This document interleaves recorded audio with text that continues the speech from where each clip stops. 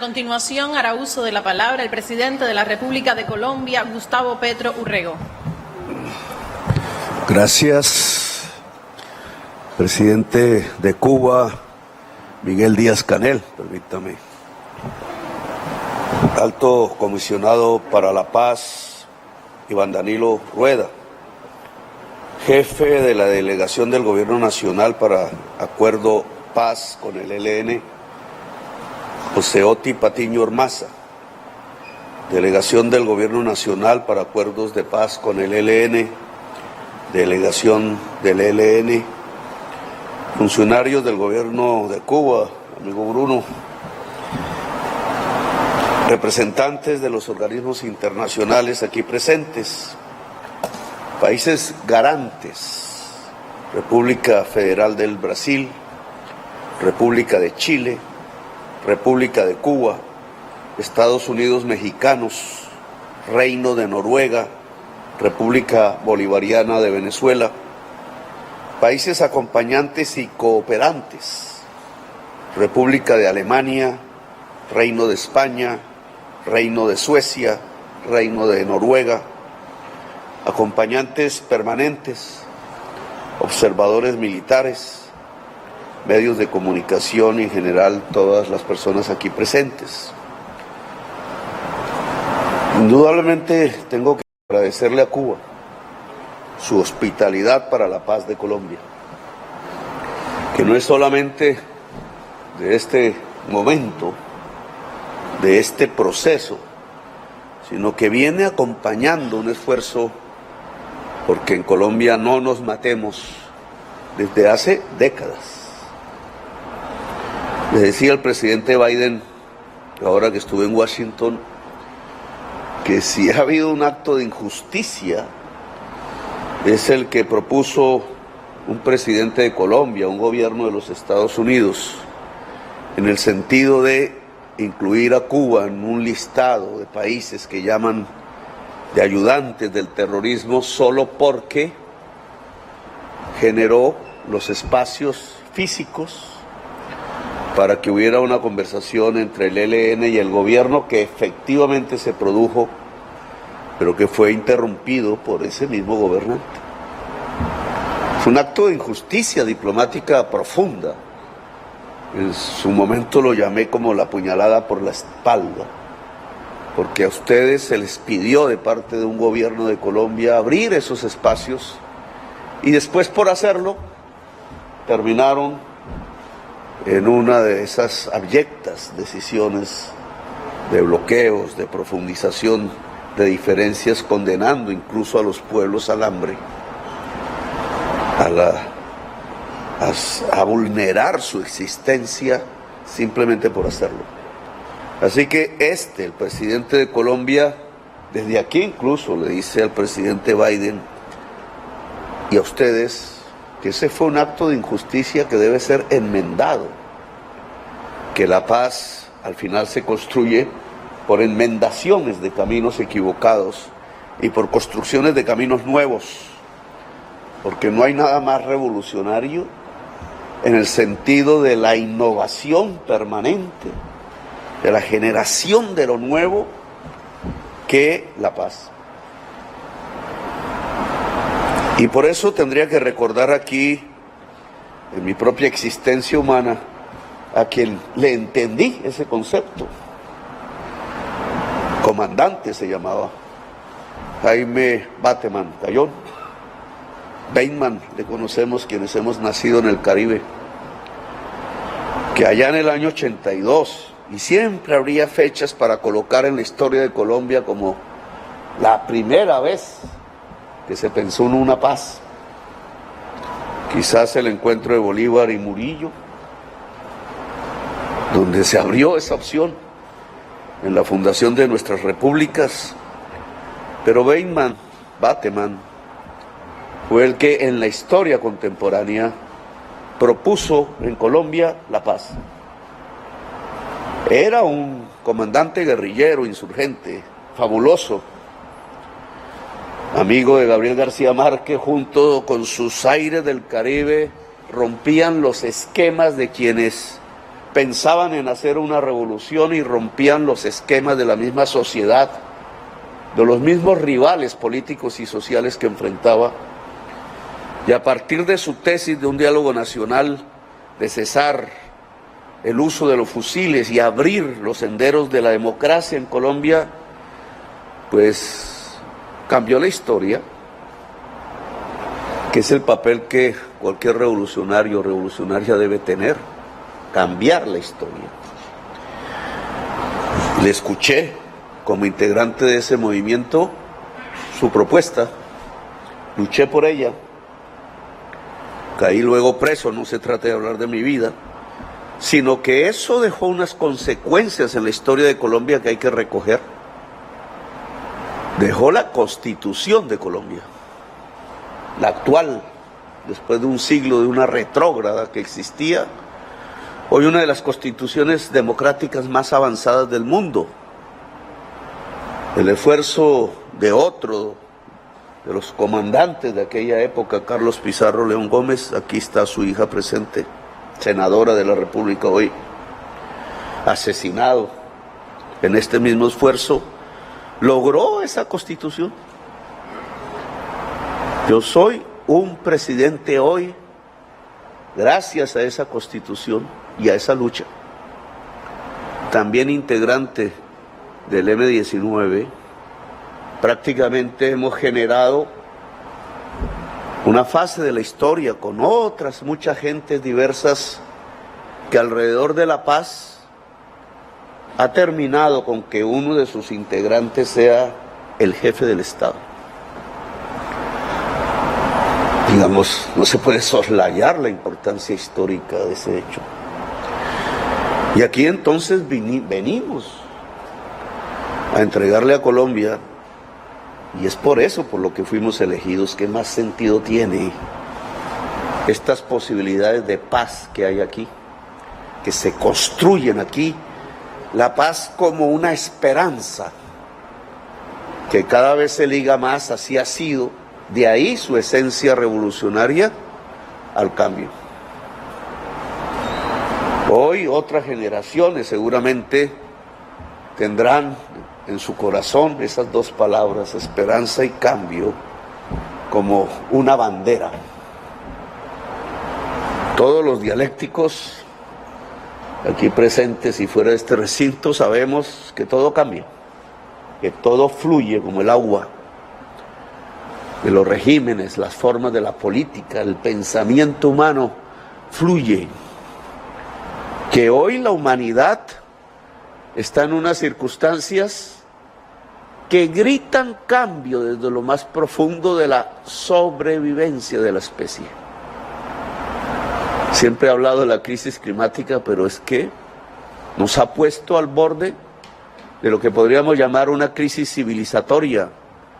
Los más poderosos reunidos en Davos, donde me invitaron, pueblo frío, helado, lo decían. La policrisis le llamaron. Hoy más que nunca, fíjense, casi que tenemos que cambiar las formas de producir, de consumir, de existir. Otra vez, el tema de que cómo nos relacionamos entre los seres humanos para producir está en cuestión. Si seguimos por donde vamos, perecemos. Si cambiamos esas relaciones y esas formas, ¿cómo se leía eso en mis tiempos de juventud? Podemos vivir vida. Por tanto, nosotros estamos al lado de la vida. Y ustedes, los comandantes, las comandantes del ELN, al firmar estos acuerdos progresivos, se están colocando en unas circunstancias muy diferentes a cuando se firmaron los acuerdos del 84 o del 89 con otras formaciones insurgentes. Allá moría un mundo en esa época, la Guerra Fría, las construcciones que se hicieron en aquel entonces. Aquí nace un nuevo mundo. ustedes entran a ese proceso. De alguna manera, Miguel y Bruno, y eso hay que entenderlo también en su dimensión histórica, en el fluir dialéctico, en cierta forma aquí se acaba una fase, la insurgencia armada en América Latina, con sus mitos, sus realidades, de la que hicimos parte todos, la mayoría aquí en esta mesa, porque la América Latina se transforma de otra manera, junto con la humanidad. Claro, no podemos tener ya esquemas en la cabeza, nostalgias que nos pueden amarrar quizás hacia nuevas esclavitudes. Hay que dejar fluir el cerebro y el corazón. No para dejarnos cooptar de lo que sabemos es lo injusto y representa la muerte, sino para fluir en el nuevo cambio que la humanidad necesita para poder vivir en el planeta. En ese mundo es que estamos hoy. Interesante, será intenso indudablemente porque la historia es así, llena de luchas, pero nos estamos inscribiendo en la vanguardia de los mismos cambios que necesita la humanidad. Esperanza y cambio van de la mano. Ustedes proponen un acuerdo nacional. Bateman en el 82 propuso un diálogo nacional. No se puede hacer acuerdo sin dialogar. Son dos conceptos que van de la mano. El primer gran escenario de un diálogo y un acuerdo nacional fue la Asamblea Nacional Constituyente del 91. Parcial, obviamente. Incompleta porque siguió con una oleada que no digamos nunca, sino que muy recientemente no se había sentido en Colombia, la del genocidio, del cual hoy las generaciones actuales se dan cuenta a través de la confesión de Salvatore Mancuso, que se vuelve realidad plena. Secciones del Estado y el poder político asesinando a su propio pueblo en masa. Nuestra embajadora de Alemania criticaba un poco el que yo usara la palabra nazi, pero todos sabemos que aquí en Colombia hubo partidos nazis y que los discursos de Hitler se reproducían en la prensa conservadora de aquel entonces y que nunca hubo un mea culpa como si lo hubo en el pueblo alemán y que esas formaciones se fueron trasladando hacia la guerra en Colombia, tratando de influenciar pensamientos políticos y acciones, y que nos fueron destruyendo, y que uno de sus hijos, Salvatore Mancuso, lo pone en la confesión judicial de frente. Sí, quienes escuchaban himnos nazis alemanes en sus haciendas al lado de altos dirigentes políticos que gobernaron este país, usaron sus procedimientos en Colombia. Ese mundo cesa, debe cesar. El mundo de las armas y de matarnos entre todos, desde hace décadas, la guerra perpetua, la soledad perpetua, como decía Gabriel García Márquez, debe cesar. La violencia que vivimos por generaciones, de la que hemos hecho parte, pero que hemos intentado superar, nos dice que no nos hemos podido construir como una nación, que una nación es el pacto entre sus integrantes en la sociedad, el acuerdo. Nación no se puede hacer sin un pacto. Rousseau hablaba del contrato social. Es un contrato por el cual no nos matamos. Ese contrato tiene una base mínima: la justicia. La paz necesita de la justicia. Hemos hecho intentos, indudablemente la lucha por la paz ha traído lo mejor a la historia de Colombia, e igualmente la lucha contra la paz ha traído lo peor de la historia de Colombia en estos años. el genocidio y la muerte. La paz ha traído la vida, el cambio de instituciones, la innovación de la sociedad colombiana. Y ese camino tiene que seguir. Ustedes proponen un acuerdo nacional, yo estoy de acuerdo. Pero entonces la sociedad colombiana tiene hoy que debatirlo y participar. No quiero usarlo en torno a las políticas públicas que el mismo gobierno está hoy defendiendo. Pero tiene que ver con una mayor estabilidad laboral. Tiene que ver con que la señora de los tintos pueda tener dignidad en su existencia. Tiene que ver con que la tierra pueda ser asequible al campesinado de Colombia, el gran almendrón de la violencia en los campos. Tiene que ver con que los derechos de la sociedad puedan ser garantizados. Tiene que ver con que un joven cuando salga a protestar, con razón o sin razón, no le disparen a los ojos, no lo encarcelen. Y tiene que ver con que ese joven aprenda a respetar también la existencia del otro joven uniformado. Tiene que ver con que ese acuerdo nacional nos permita que no seamos más la sociedad puramente y casi que en la cúspide de la humanidad, más desigual socialmente del planeta. ¿Qué medalla esa la que llevamos en el pecho, construida en estas décadas? ¡Qué ignominia! Claro que podemos tener empresas más grandes, privadas, muchas más ganancias a partir de la productividad, mucha más riqueza, si permitimos que toda la sociedad se enriquezca, si permitimos que todos sus integrantes puedan tener dignidad. Le agradezco, Monseñor, su presencia a la Iglesia Católica. En estos instantes yo siempre pienso en Jesús. No lo digo, no me gusta usar la religión en la política, creo que eso no es bueno, pero se lo confieso.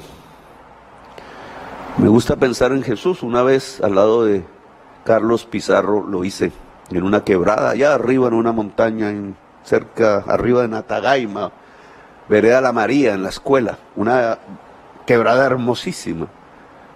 Nosotros de verde oliva, y el gobierno que llegaba. Y allí pensé en Jesús. En sí, mi participación podía ayudar de joven, porque era un jovencito, en la paz de Colombia. Y sí, y aquí he pensado en Jesús, en Camilo Torres Restrepo, en su reivindicación histórica, en el papel que la paz debe tener en nuestros corazones. Le dije a los jóvenes oficiales que salen hoy en una generación nueva al mando en el ejército de Colombia, les dije: hay que proteger el corazón. El comandante Antonio ha repetido la palabra de La vorágine, que conmemora un siglo de existencia. Una novela que leía de joven. Y entonces el resultado de esa frase de José Eustacio, que ha sido como el síndrome de la historia de Colombia: nos ganó la violencia el corazón antes de conocer mujer alguna. Pues hay que conocer mujer alguna, hay que amar,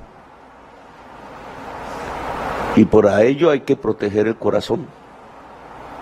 Le decía a esos oficiales, hombres y mujeres: protejan su corazón, guiarán el ejército de la Constitución en unos años. Si protegen su corazón, y ahora se lo digo a todas y todos ustedes, integrantes del Ejército de Liberación Nacional, protejan el corazón, porque al proteger el corazón no nos lo ganará la violencia, sino el amor profundo y apasionado, como decía Franjo Parra, el que nos hace saltar con audacia en el abismo como el jaguar americano, y que en ese salto solo la atracción apasionada nos salvará la vida y la existencia.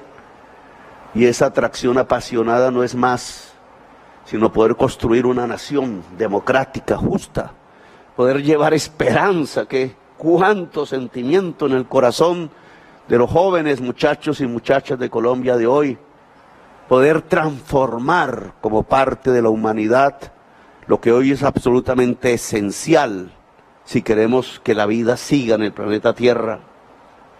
Así que hay que proteger el corazón, que firma de estos acuerdos parciales hoy, que los llevan a ustedes a un cese al fuego, a un punto que nunca habían experimentado en los diálogos, a un cese al fuego que sigue con una promesa. El 25 de mayo, en mayo del 2025, cesa definitivamente la guerra de décadas entre el ELN y el Estado de Colombia. Proteger el corazón para hacerlo posible, no por ustedes, simplemente, ya todos lo sabemos, no es simplemente proteger un mito y una organización, sino es darle riendas y vuelta al pueblo, fortalecerlo, que pueda expresarse en toda su libertad y en todas sus diversidades, que el pueblo, vuelto poderoso, pueda ayudarnos a construir esa nación que queremos, que no es más que el contrario de la última frase de 100 años de soledad. Tener una segunda oportunidad bajo los cielos de la tierra. Se le planteaba a los aurelianos. Aquí hay varios aurelianos. Yo fui aureliano. Y aquí hay otro aureliano. Y hay muchos aurelianos que pensaron que no había una segunda oportunidad bajo los cielos de la tierra y que era una estirpe condenada. Pues nosotros aquí estamos demostrando, el pueblo de Colombia lo hace, que hay una segunda oportunidad bajo los cielos de la tierra para el pueblo de Colombia y que ella se construye alrededor de la paz, de proteger el corazón y de ser una potencia mundial de la vida. Gracias a todas y todos por este acto. Muy amables.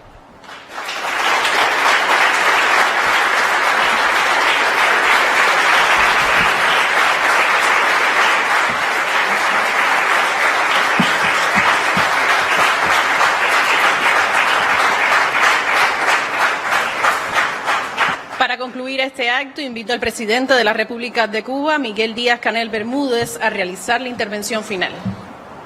Buenas tardes a todas y a todos.